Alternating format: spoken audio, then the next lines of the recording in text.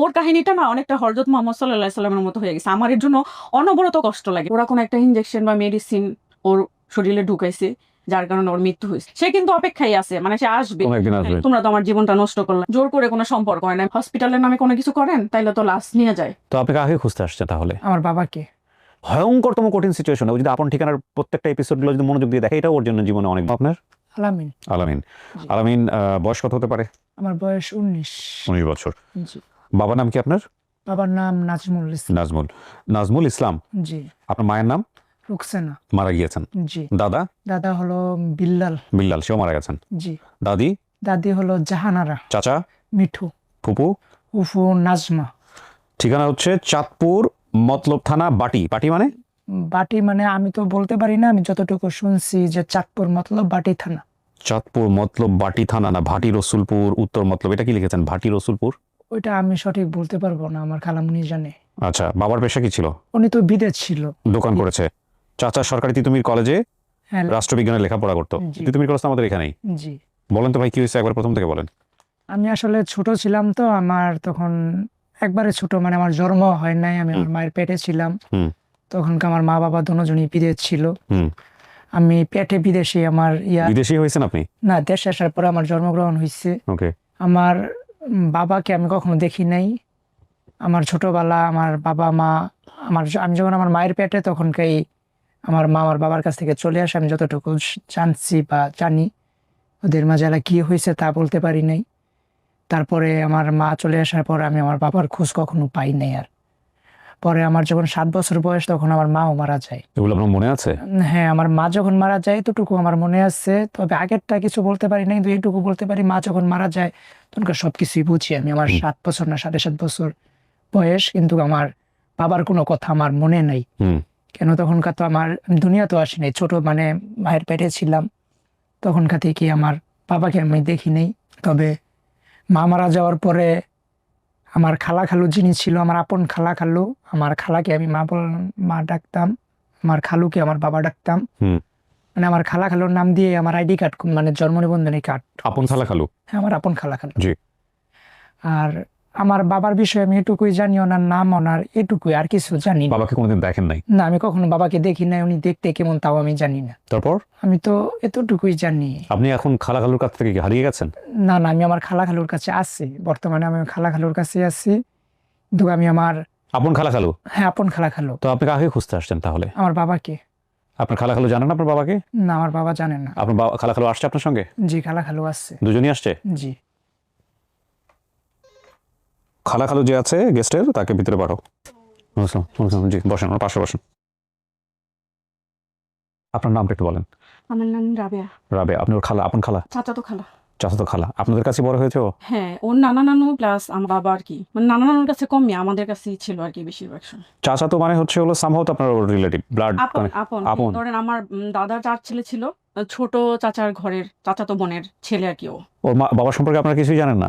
হ্যাঁ, জানি।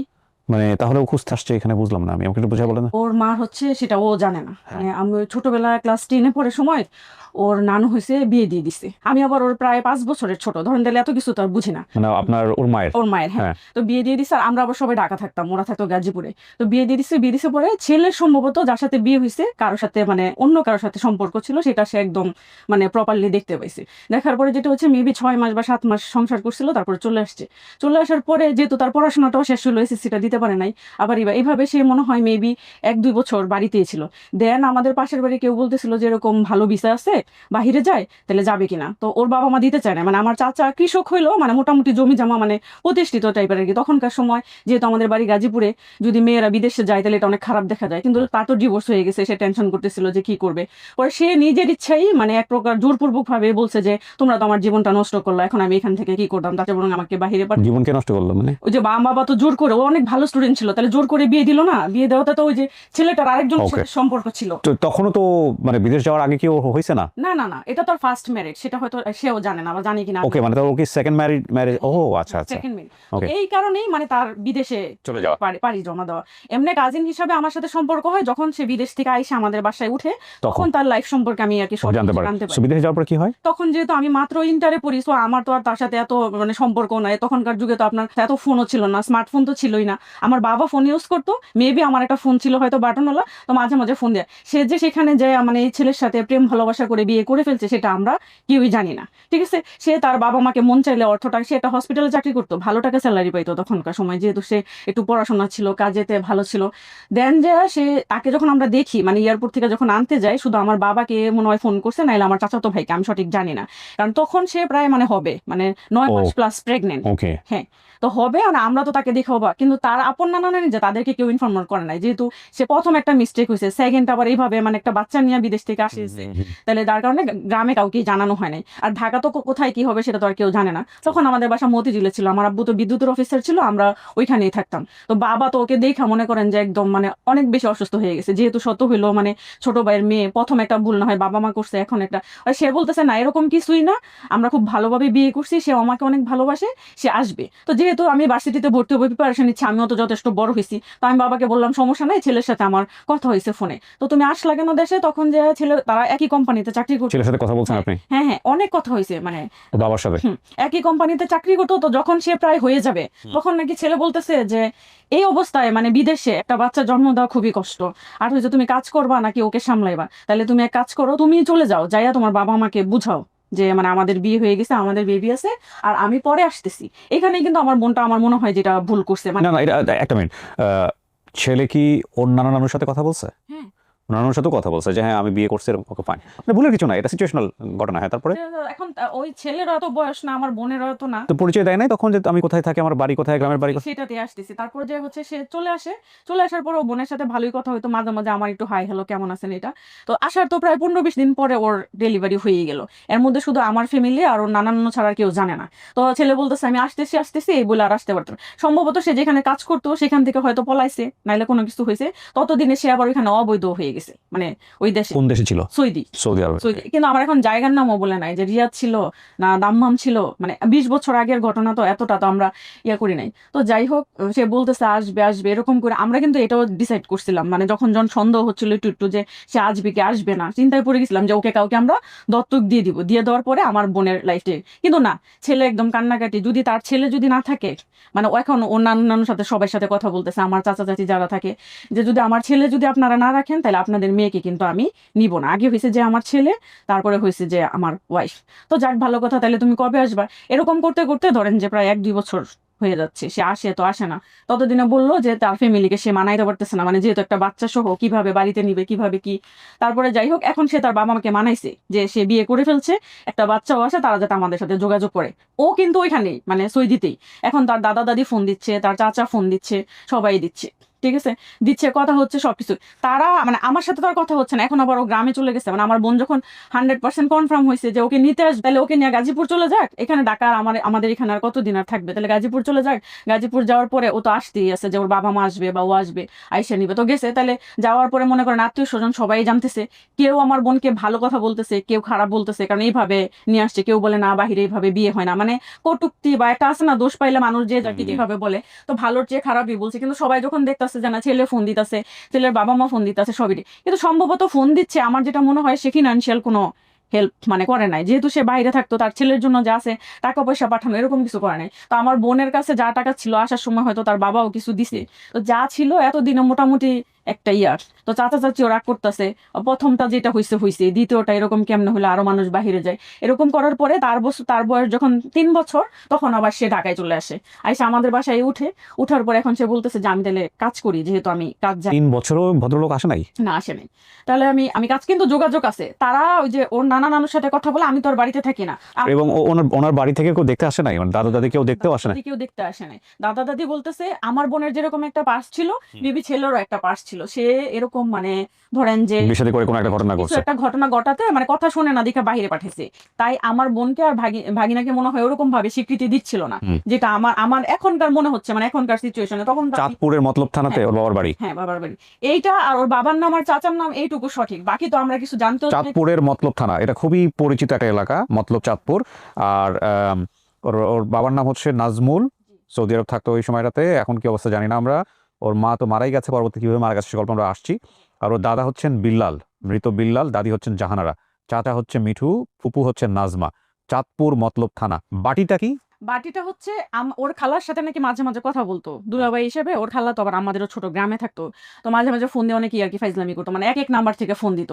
তো ওর খালাকে নাকি বলছিল যে মানে গ্রামের নাম তো তারা বলছে সুন্দর মতো, হয়তো আমরা লিখে রাখি নাই বা আমাদের মেমোরিতে নাই, তো বলছে বাটি চাঁদপুর। তো আমি আসলে এমনি এমনি অনেক খোঁজার যে বাটি চাঁদপুর বলতে কিছু না, আসলে বাটি চাঁদপুর একটা আছে যেটা মতলব রসুলপুর, এটা মানে আমি আমার নিজের ইনফরমেশন বাটি ভাটি রসুলপুর থানা, ওটা অনুমানের উপরে। অনুমানের উপরে করেছেন। হ্যাঁ, তারপর গল্পটা কি হলো? তারপর স্যার যেটা হলো যে হ্যাঁ, তারপর সে অপেক্ষা করতে থাকলো, ফিনান্সিয়াল ক্রাইসিস দেখা যায়, যেহেতু ছেলেকে বড় করতে অনেক কিছু লাগে, আর আমার চাচা যেহেতু কৃষক এত কিছু তার দিতে পারতেছিল না, কিন্তু তার লাইফস্টাইল চাল চলাচল একটু অন্যরকম ছিল, মানে স্ট্যান্ডার্ড টাইপের। পরে সে চলে আসছে, আসার পর ওইখানে যেহেতু হসপিটালে চাকরি করতে হবে, আমার বাসা উত্তরাতে, উত্তরাতেও একটা যা আর থাকে না আপনার ভিতরে টাইপের হসপিটাল, ডেলিভারি করায় এরকম নর্মাল একটা হসপিটালে ওর মা চাকরি নেয়। তখনকার সময় তার ভালোই স্যালারি ছিল, 14-16 হাজার টাকা স্যালারি। ওকে নিয়ে থাকতো? ও নানার কাছেই থাকতো, ওকে আর আনে নাই। আমার বাসায় কিছুদিন থাকার পরে, যেহেতু আমি ফ্যামিলি নিয়ে থাকি, ও কাজ করতো, ও পরে মেয়েদের সাথে একটা মানে মেসে উঠে গেছে, যেখানে হসপিটাল ওইখানেই থাকতো, সবকিছু ভালোই চলতেছিল।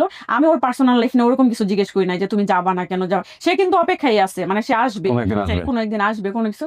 হঠাৎ করে যেটা হইলো, সে কিন্তু ঠিকই আসলো। আমার বোন বিশ্বাস করতেছে না যে সে আসছে দেশে, কয় না আমি আসছি, তখন বাংলাদেশের নাম্বার থেকে ফোন দিছি। পরে ঠিক আছে আসবে, পরে সে আসে দেখা করতে আমার বোনের সাথে। প্রায় 4 বছর হয়ে গেছে বা 3.5 বছর। তখন আমি ভার্সিটিতে পড়ি, অনার্স 2nd ইয়ার বা 3rd ইয়ার মেবি। আর যখন সে আসে তখন আমি ভার্সিটি ভর্তি পরীক্ষা দিই, তাহলে তো এরকমই মানে 3 বছর 3.5 বছর প্লাস হয়ে গেছে। সে আসছে, সে মেবি একবারে মানে যে ধরা দিয়ে আসে না অবৈধ হয়ে, ওরকম টাইপে আসছে, সেজন্য মনে হয় সে সময় নিচ্ছে। তারপরে যাই হোক সে চলে আসে, চলে আসার পরে আমার বোনের সাথে দেখা করে, তাও আমি বলছি যে আমি বাইরে কিভাবে দেখা করবো, কয় না। তারপরে বাইরে আমরা একটু হাঁটাহাঁটি করি, পরে বলে আপনি আমাদের বাসায় আসেন, অন্তত বাসাটা চিনে যান। আমার বাবা বাসায় না, আমার মাও না, মাও তখন গাজীপুর ছিল। তারপর সে যাই হোক লজ্জা পাচ্ছিল, কিন্তু সে আমার বাসায় আসছে। আসার পরে সে বললো যে থাকবে কয়েকদিন, কিন্তু কিছুক্ষণ পরে তাদের মধ্যে কি কোনো রাগারাগি হইলো না ঝগড়া হইলো আমি জানি না, মানে প্রায় যখন সন্ধ্যা হয়ে যাচ্ছে, জাস্ট হালকা একটু নাস্তা টাস্তা করছে, তখন সে বলতেছে তোমার বোন তো আমাকে রাখতে যাচ্ছে না, তাহলে আমি চলে যাচ্ছি। এই কিন্তু মানে আমাদের পুরো ফ্যামিলি থেকে এই একজন মানুষ যে আমি ওর বাবাকে দেখছি। পরে আমি বললাম যে চলে যাচ্ছে মানে এটা কি? পরে আমার বোন হলো জোর করে কোনো সম্পর্ক হয় না, মেবি আমার বোন যখন চলে আসছে বা পাস্টেওতে, আর তারও মানে তার হয়তো কারোর সাথে সম্পর্ক মানে চলছে বা চলবে, এরকম কিছু তাকে হয়তো বলছে, যেটা হয়তো তার কাছে ভালো লাগে না, মানে সে তাকে ছাড়বে না। কিন্তু হয়তো বা তার বাবা মা, আমি তো কারণ নামে মানে অন্য কিছু বলতে পারি না, এত আগের কথা, হয়তো তার বাবা মা তার জন্য একটা মেয়ে দেখছে, হয়তো বা সে বিয়ে করে ফেলছে, নয়তো বা তার বিয়ের ইয়েটা চলতেছে, ওই 17টা সে আমার বোনকে বলছে যে তুমি তোমার মতো হয়তো থাকো, আমিও মানে ইয়ে করবো। তো আমার বোন বলতেছে ও যখন আমাকে বাড়িতে নিতে পারবে না বা কোনো কিছু না, তাহলে তো আমার থাকার কোনো প্রয়োজন নেই। তারপর সে বইলা গেছে যে তুমি যদি আমাকে বলো আমি আসবো, মানে আমিও চাকরি করবো, যেহেতু আমি আর বিদেশ যাবো না, তুমিও চাকরি করবা।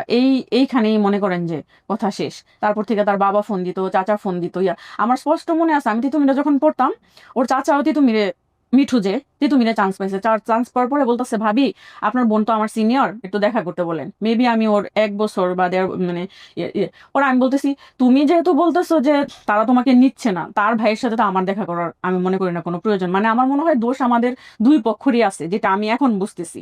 তা আমার চাচা দেখে নাই ওর বাবা? হ্যাঁ না, ওর বাবা ওকে কি দেখতে চাইছে কি চায় নাই এগুলো আমি আসলে অতটা জানি না। কিন্তু এই যে যখন ওর দাদা দাদি ঘন্টার ঘন্টা কথা বলতো, প্রতিদিনই ফোন দিত, কারো তো উচিত ছিল যে আমরা যাই চাঁদপুর, বা তাদেরকে বলছে আমরা বলছি তারা আসে নাই, তারা আমাদেরকে যাইতে বলে, তারা আসে না আমাদেরকে যাইতে বলে, এইভাবেই চলতেছে। দেন যেটা হয়েছে, এরকম করতে করতে আমার বোন এখন মানসিক ইয়াতে না কি হয়েছে সেটা আমি জানি না।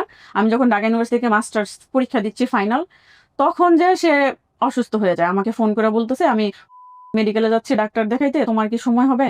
আমি বললাম আমি তো আসতে পারবো না, তো এক কাজ করো তুমি একা যাও, পরে আমি আসতেছি, যে ডাক্তারটা দেখো। মানে ওই আমাদের 4-5 বছরের গ্যাপ হইলো, পরবর্তী ওই যে বিদেশ থেকে আসার পরে সম্পর্কটা একসাথে ঘুরতাম, সবকিছু করতাম এরকম। তারপরে সে গেল ওইখানে যাওয়ার পরে ডাক্তার তাকে দেখে বলতেছে যে তার শরীর খুবই উইক, তাহলে আপনি এক কাজ করেন ভর্তি থাকেন, একটা স্যালাইন ঢুকাই আমরা, যদি একটু বেশি ভালো ফিল করেন তাহলে আপনি চলে যাবেন। ওই যে সে গেল শুক্রবারে, শনিবারে এসে মারা গেছে। আমি মেবি সিঁড়ি দিয়ে উঠতেছিলাম, তখন ওর খালামণি, আপন খালামণি যেটা ছোট খালামণি, আমাকে ফোন দিছে, দিয়ে বলছে আপা তো আর না। আমাকে এটা কিভাবে সম্ভব, শুক্রবারে আমার যার সাথে কথা হয়েছে শনিবারে সে কিভাবে চলে যেতে পারে? ঠিক আছে, তারপর আর কি গেলাম হসপিটালে। আমি তো তখন লেখাপড়া করতাম, অনেক কিছুই করতে চাইছি, কিন্তু ও নানা নানিরা অনেক ধার্মিক টাইপের।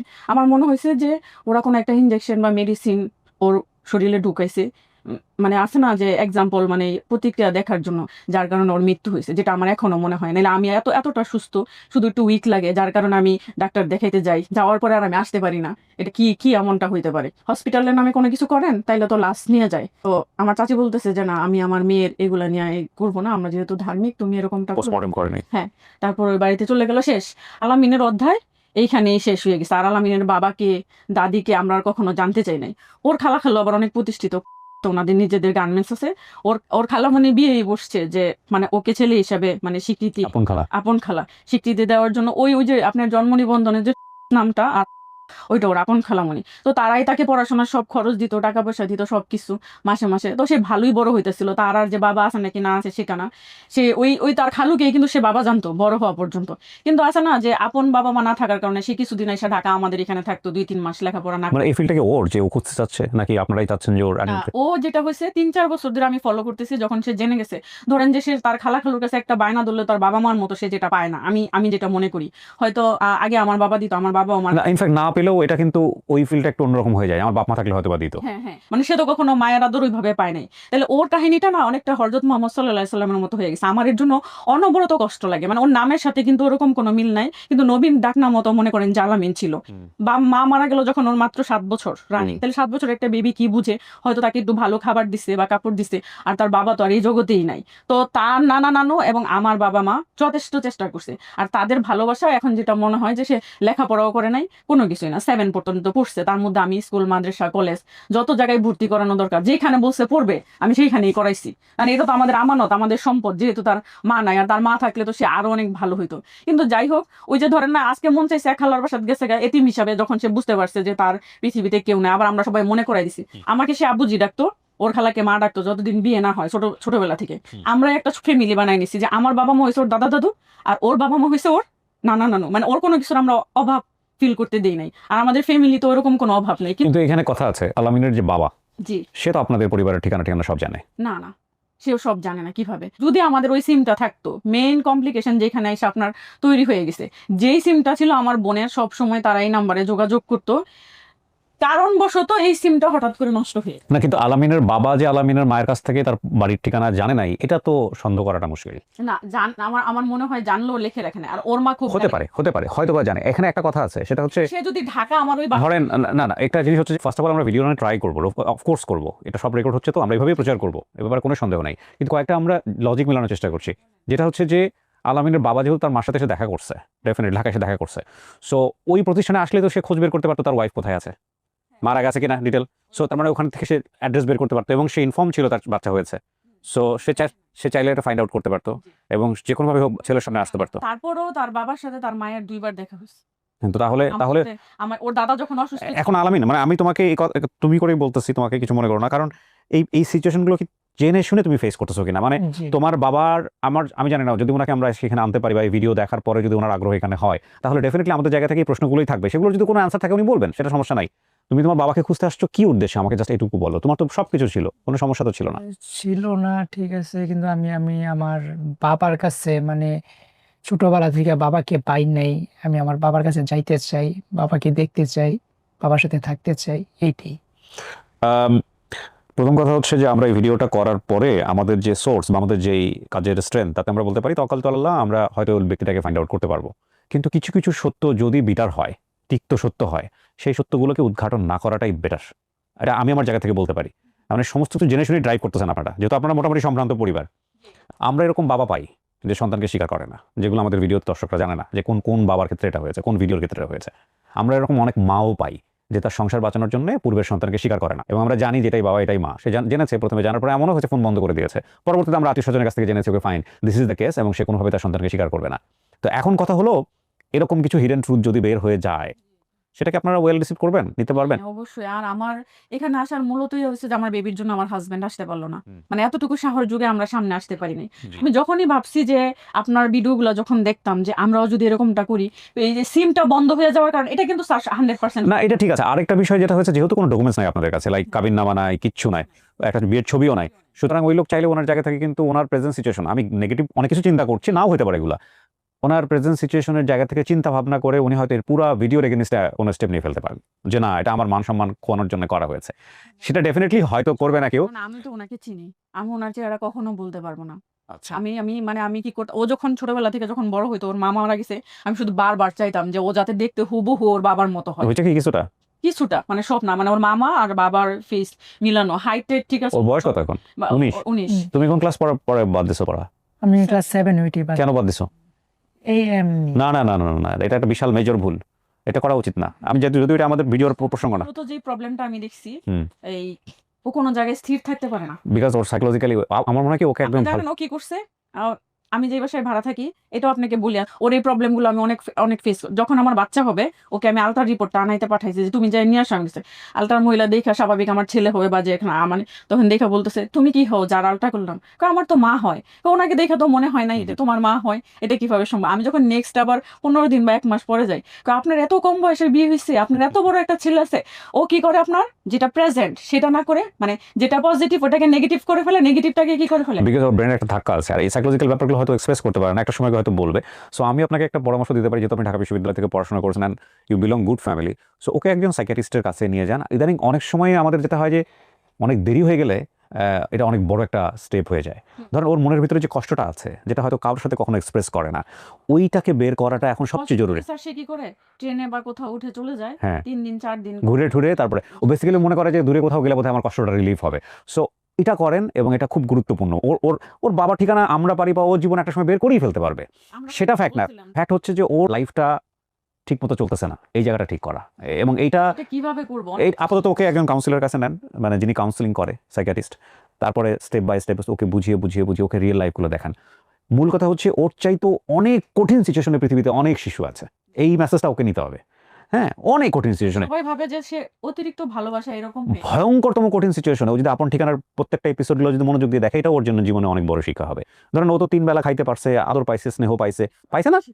ওর চেয়েও ভয়ঙ্করতম পজিশনে থাকে অনেক বাচ্চারা এই ফ্যামিলি লস্ট হওয়ার কারণে। সো এটা ভাবতে হবে যে আমি প্রিভিলেজড। হ্যাঁ, আমার অবস্থান খারাপ, কিন্তু আমি কারো না কারো থেকে প্রিভিলেজড।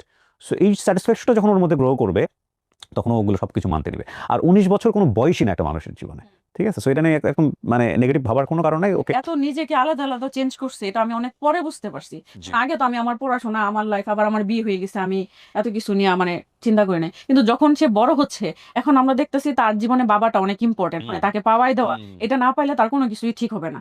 এখন আমি আপনাকে বলতেছি, যদি সে তার বাবাকে নাও পায়, আমরা নিয়ে যাই, অল গুড, সবকিছু ঠিক আছে। শুধু তা না, ওর যে খালু, আপনাকে মানে বলবেন 30 লাখ টাকা দিয়ে একটা দোকান নিয়ে দিছে, যে জব করতে পারে না, ওনারই তো গার্মেন্টসের জিনিস শুধু থাকবে। এই জীবনে এই প্রথম মনে হয় সে সেই কাজটা 5 থেকে 6 মাস করছে, পরে যে সেখান থেকে আসছে, আজকে 1-1.5 বছর ধরে আর যায় না। বেসিক্যালি ওর বয়স 19 এবং বয়ঃসন্ধিকাল চলতেছে। সো এই সময়টাতে যে কোনো বিষয় যখন মনের মধ্যে আসে, সেটার ইম্প্যাক্টটা কিন্তু খুব হাই হয়। হ্যাঁ, সো এই ব্যাপারটা থাকবে না সময়। যাই হোক, আমি আসলে যে কথাগুলো বলতে চেয়েছি আজকের এই অনুষ্ঠানে, সেটা হচ্ছে দেখেন, সিচুয়েশনালি জন্মের হাত কিন্তু কারোর থাকে না। মানে একটা বেবি পৃথিবীতে আসবে, সে কোন পরিবারে জন্মগ্রহণ করবে সেই ডিসিশন কেবলমাত্র আল্লাহই নেন। কিন্তু বড় হয়ে পৃথিবীতে কোনো না কোনোভাবে নিজের জীবনটাকে সুন্দর করাটা আমাদের সবারই কাজ। যাই হোক, আমরা চেষ্টা করব, যদি এই ভিডিওটা যিনি ওনার বাবা তার চোখে পড়েন, তো আমি ওনাকে বলবো যে আপনি আমাদের অফিসে যোগাযোগ করুন, আমাদের ফোন নাম্বার আছে, সেখানে যোগাযোগ করুন। আপনার সন্তানের পাশে আপনার দাঁড়ানো, এটা আপনার মানে অত্যাবশ্যকীয় দায়িত্ব। এটা এই মুহূর্তে খুবই প্রয়োজন। এবং আপনার সন্তানের প্রথম কথা হচ্ছে তার একটা পরিচয় দরকার, এটা হচ্ছে সবচেয়ে ইম্পর্টেন্ট। এবং এই সাপোর্টটুকু তার জীবনটাকে সুন্দর করে দিতে পারে। থ্যাংক ইউ সো মাচ, আপনারা যেহেতু আসছেন কষ্ট করে এখানে, এবং আমরা চেষ্টা করতে থাকি, দেখা যাক কি হয়। তাওয়াক্কুল তাআলা আল্লাহ। প্রিয় দর্শক এবং শ্রোতা, শেষ করছি আজকের মতো। আসসালামু আলাইকুম।